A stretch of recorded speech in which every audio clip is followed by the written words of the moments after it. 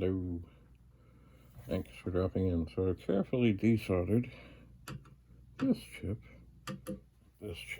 Now, do I suspect that they're just going to fly off the board when I put this little screwdriver underneath? Well, I would like to think so, but I don't suspect they will. And I suspect that is too big.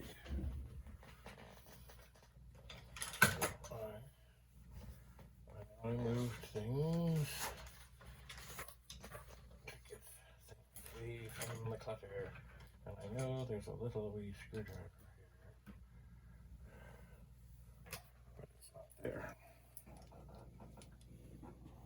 I wonder, did I leave it over there? I did not. Right. Well, there were, over on the far side, there's a bucket. This has some little wee screwdrivers. And I found them. Yeah, the iron is still hot, but this is really a tentative moment in time because you want to get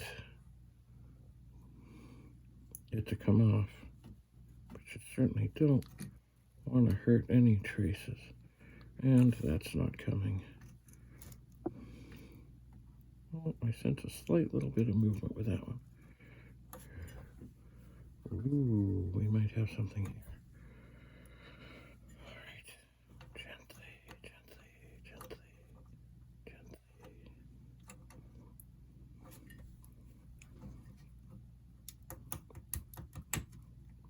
Ooh, we have a RAM chip. Okay. So that came out pretty well. All the pins seem to be quite intact. Excellent. So set that on this other pet here. And then I will give this one another little wee pry. Little. And no, it does not want to come. So we're going to turn the board back over. Try and get an idea. Some of them might still be attached, and this one might be.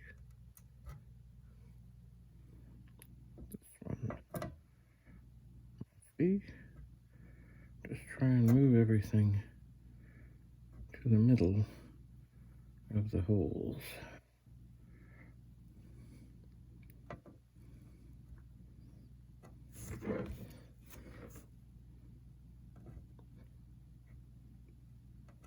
Of course, is what I was doing before.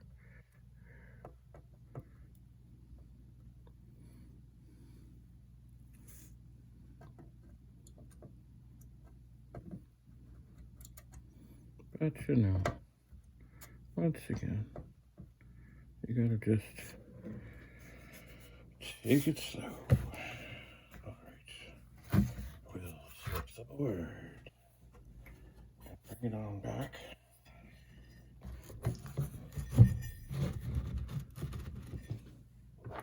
And now, once again, we'll very gently try to pry this chip out.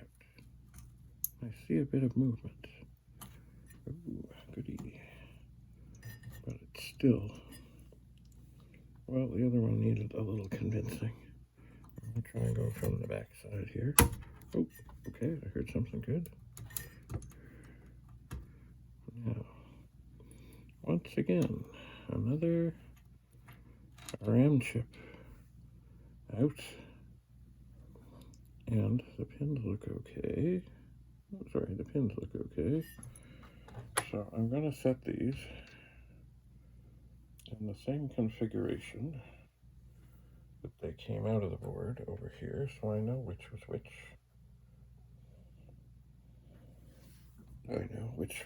Well, that's interesting because now the board is backwards.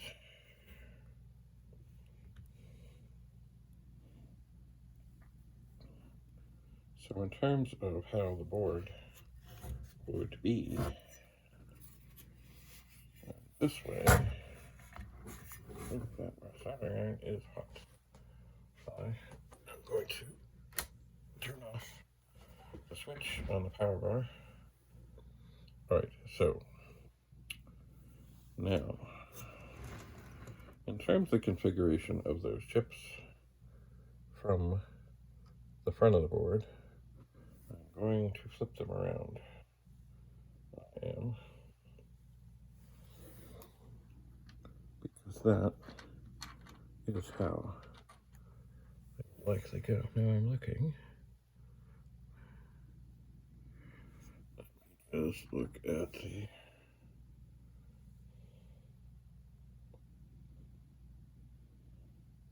the print on these is minuscule. But as I look at the others, see there's the kind of the witness mark on these is different.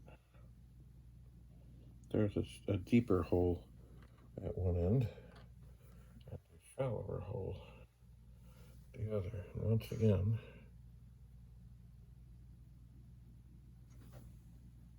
they are configured. And the iron, which is burning into the cardboard here, will be cooling down. I will, in a bit, when I'm sure I can reach over safely, unplug it. But there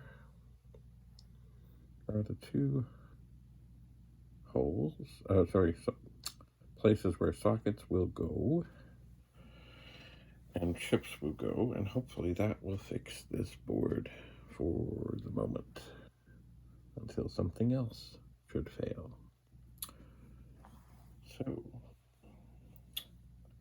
stay tuned. Now all I have to do, well, either I have to find a machine that has those things in sockets, or I have to do another one. And I think what that means is I have to do another one. And then somewhere I know I have a whole whack of sockets. But where are they? That I don't know.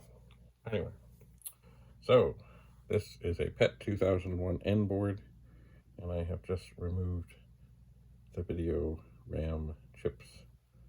Sockets will follow. In case you're wondering, that is UF7 and UF8 on the board. They are so carefully marked. And the collective wisdom says it's probably one of those. We shall soon, well, maybe not soon, but we'll see. So, thanks for coming. Bye for now.